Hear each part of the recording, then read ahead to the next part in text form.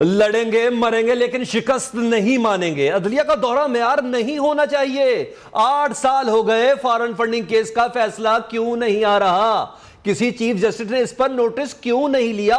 मालम जब्बा scandal को नैब ने जप्फी डाल ली। हेलीकॉप्टर स्कैंडल, बीआरटी करप्शन पर कोई सुओ मोटो नोटिस नहीं। वजीर आजम शहबाज शरीफ ने कौमी असेंबली में खिताब के दौरान आला अदलिया के किरदार और फैसलों पर सवालात उठा दिए।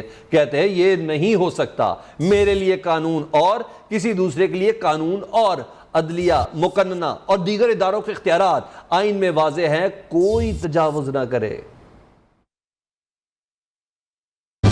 ये मोअज़्ज़ज़ ऐवान माँ है पाकिस्तान के आइन की जो तख्लीक है, इसी माँ की गोद से निकला है। आपने फैसला करना है तो फिर इंसाफ की बुनियाद पर करना होगा। ये नहीं हो सकता कि आप मेरे साथ कोई और बर्ताव करें, किसी के साथ कोई और बर्ताव करें। एक ऐसा लाडला जिसको दिन रात दूध पिलाया गया, 15 साल इदारे दिन रात उसके लिए वो काम करते थे कि आज हम सोचते हैं तो अकल हैरान होती है। ना किसी को इस तरह की सपोर्ट मिली, ना इस तरह की मदद और सपोर्ट किसी को मिलेगी।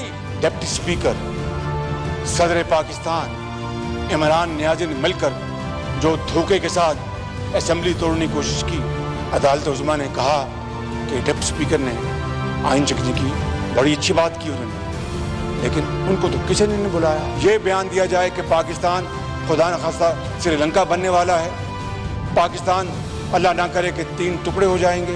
अगर मैं हूं तो फिर सब कुछ है, अगर मैं नहीं हूं तो खुदा ना खास्ता मेरे मुंह में खाक, फिर पाकिस्तान भी नहीं है। अदालत उस्मा की बिल्डिंग में गंदे कपड़े कानून लटकाए थे, और ये किसने कहा था जनाब स्पीकर कि बिजली के बिलों को आग लगा दो? किसी ने नोटिस नहीं लिया। कोशिश करना हमारा फर्ज है, हमने कोशिश की, मिलकर कोशिश की, रफ्ताना ने कर्म किया, और एक डॉलर इस कौम की अमानत है। 58(2)B का इख्तियार नई शक्ल में अदालत के पास चला गया। हमारा काम आइन बनाना है, वो आइन तब्दील नहीं कर सकते। ऐसा नहीं हो सकता हमारे लिए आइन एक, लाडले के लिए अलग हो। एक पाकिस्तान में 2 आइन नहीं चल सकते। वजीर खारजा बिलावल भुट्टो जरदारी ने भी आला अदलिया को निशाने पर ले लिया। कहा आला अदलिया की जिम्मेदारी है आइन की तशरीह करे। अदलिया और इस्टेब्लिशमेंट का किरदार मुतनाज़े नहीं होना चाहिए।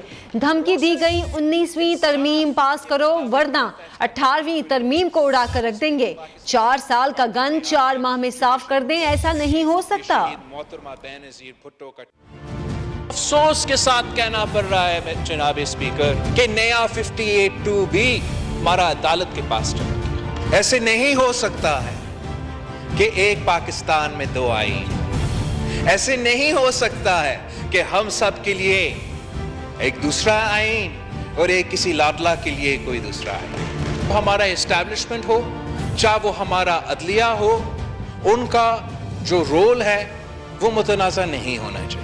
वक्त का वजीर आजम को, वक्त का वजीर कानून को धमकी दिया गया, आप 19th अमेंडमेंट पास करें वरना हम आपका 18वीं तरमीम को उड़ा देंगे। वजीर आजम शहबाज शरीफ की ज़ेर सदारत वफाकी काबीना का इजलास। वजीर दाखिला राना सनाउल्लाह के मुताबिक काबीना ने अदालत के असखुद नोटिस, बेंच तश्कील के इख्तियारात पर कानून साजी का फैसला किया। असखुद नोटिस और बेंच तश्कील का इख्तियार चीफ जस्टिस की बजाय सीनियर जजेस के पास होना चाहिए। जुडिशल रिफॉर्म्स पर पार्लिमानी कमेटी बनेगी। विफाकी काबीना इजलास में जस्टिस काजी फाइज ईसा के खिलाफ सुप्रीम जुडिशल काउंसिल से रेफरेंस वापस लेने की भी मंजूरी दे दी। काबीना इजलास की मजीद तफसीलात जानेंगे इस्लामाबाद से नुमाइंदा न्यू न्यूज़ शाकिर अब्बासी से। जी शाकिर, बताइएगा इजलास की कहानी।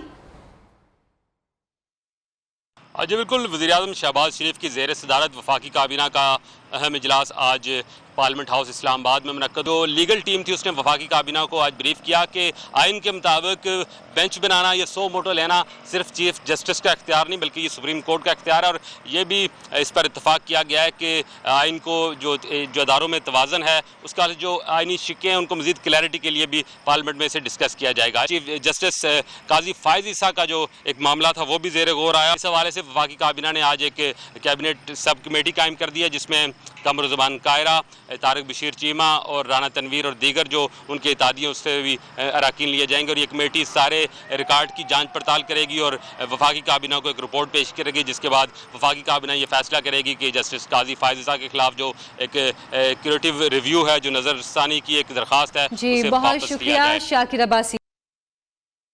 Welcome back. वफाकी वज़ीर दाखिला राना सनाउल्लाह ने पंजाब में गवर्नर राज लगाने की धमकी दे दी।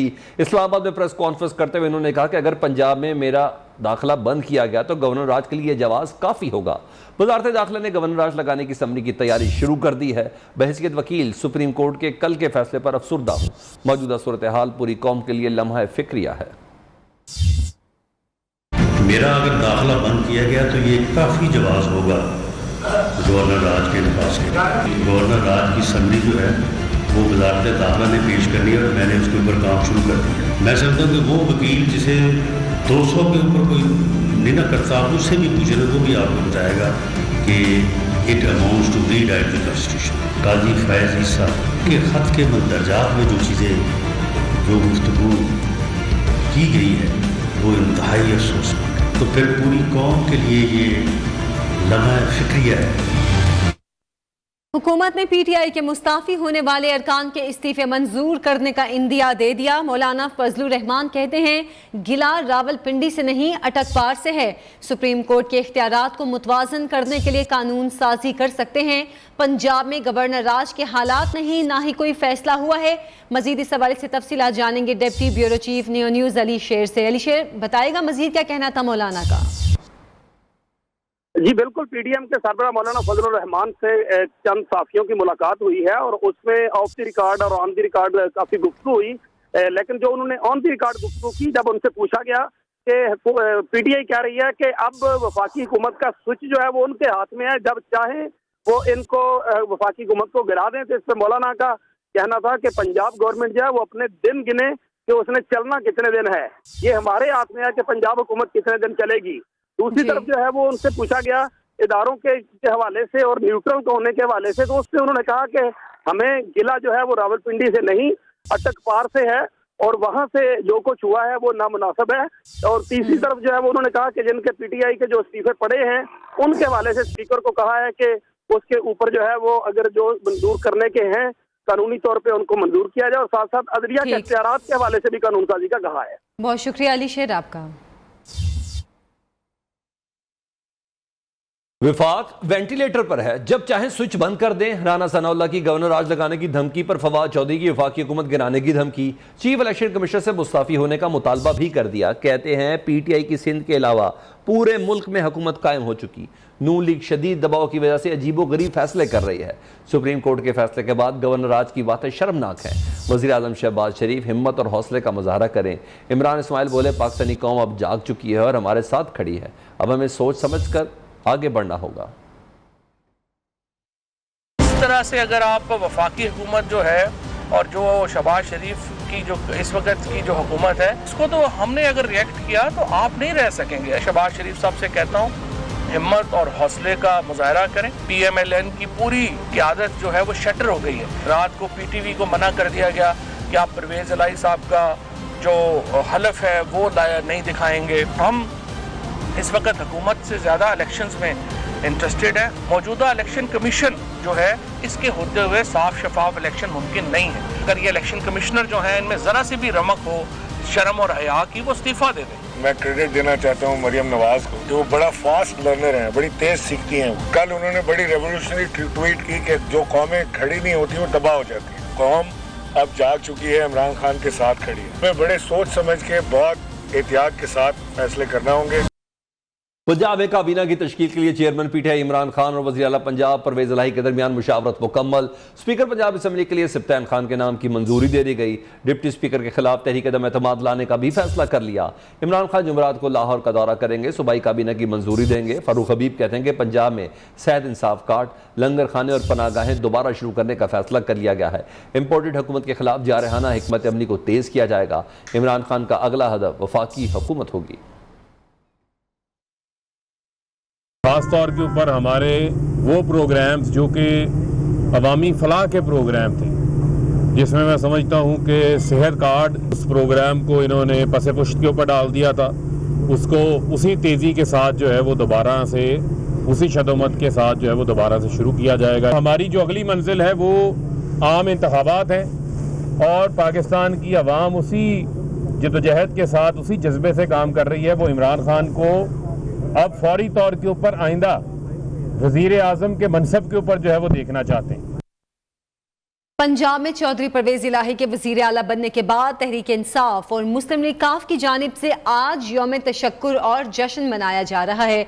इस हवाले से शहर शहर रैलियां निकाली गई। इस्लामाबाद सियालकोट में कारकुनों ने ढोल की थाप पर भंगड़े डाले, मिठाई तकसीम की, आतिशबाजी का शानदार मुजाहिरा। चूनिया में ढोल की थाप पर घुड़ डांस, मुरीदके में पार्टी परचम थामे कारकुनों की बाइक रैली, ओकाड़ा और चिन्योट में कारकुनान का जश्न। कप्तान के खिलाड़ियों ने कहा, इमरान खान पूरी कौम की आवाज़ हैं, उन्हें दोबारा वज़ीर आज़म बनने से कोई ताकत नहीं रोक सकती।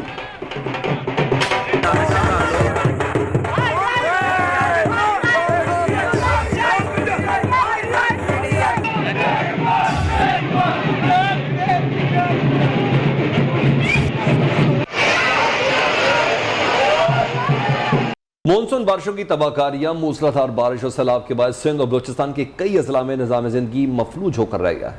मुख्तलिफ हादसात और वाक़यात में कीमती जानें ज़ाया। सिर्फ बलूचिस्तान में अब तक जाँ बहक अफराद की तादाद 105 हो गई। शहर कायद में 3 रोज़ के दौरान 18 अफराद जान से गए। महकमा मौसमियात ने मानसून के नए स्पेल की पेशगोई करते हुए एहतियाती तदाबीर के लिए इदारों को खबरदार कर दिया।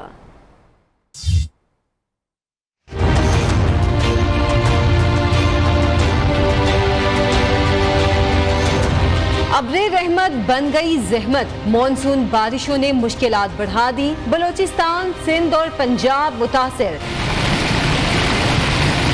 सैलाबी सूरत हाल के बायस बलूचिस्तान में अबतर सूरत हाल। लसपेला में पानी ने सब कुछ डबो दिया। ओड़की में 150 से जायद अफराद सैलाब में फंस गए। हुकाम से फौरी रेस्क्यू करने की अपील। शाहराहों को नुकसान पहुँचने से मुतादिद इलाकों के जमीनी राब्ते कट गए। कंडमलीर, हंगोर नदी में तुगयानी, वाशक में लोग घरों में महसूर होकर रह गए। तूफानी बारिशों के बायस Makran coastal highway road Hingol के मुकाम पर बह गया। गवादर का कराची से जमीनी राब्ता मुनक़ता।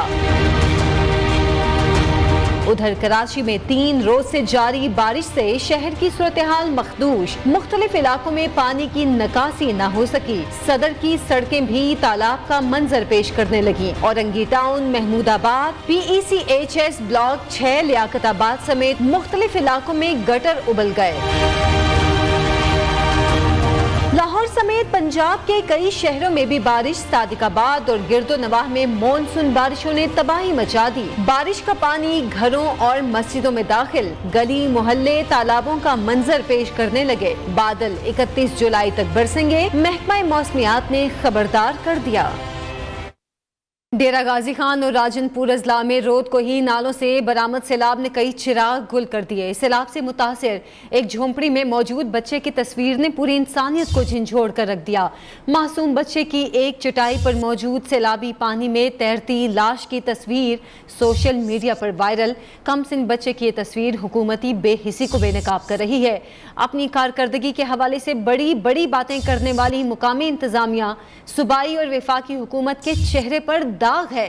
तहसील रुझान में भी रोद को ही सैलाब के बायस बच्चों की हलाकतों की खबरें सामने आ रही हैं।